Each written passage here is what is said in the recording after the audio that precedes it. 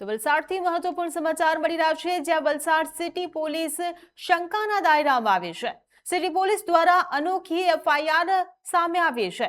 પકડાયેલ દારૂના જથ્થામાંથી કાચની દારૂની બોટલો ગાયબ થઈ ગઈ હોવાની શંકા સેવાઈ રહી છે। પોલીસ દ્વારા વાહન ચેકિંગ હાથ ધરવામાં આવ્યું હતું।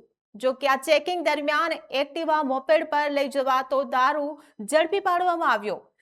આ એક્ટિવાની ડીકીમાં મૂકવામાં આવેલ બિયરના ટીન અને કાચની બોટલો દેખાઈ આવે છે। વિડીયો જે સોશિયલ મીડિયા પર વાયરલ થયો છે, પરંતુ જે એફઆઈઆર નોંધવામાં આવી છે તેમાં માત્ર બિયરની ટીન જ દેખાય। બિયરના ટીન અને અમુક કાચની બોટલો મુદ્દામાલમાંથી ગાયબ થઈ ગઈ હોવાનો દાવો કરવામાં આવી રહ્યો છે। એક્ટિવા પર મૂકવામાં આવેલ મોટા ઠેલા પણ ગાયબ થઈ ગયા છે। પોલીસની કામગીરીને લઈને અનેકો સવાલો ઉભા થયા છે। જો કે ગ્રોથ નાવ ન્યૂઝ આ વાયરલ વિડીયોની પુષ્ટિ નથી કરતું।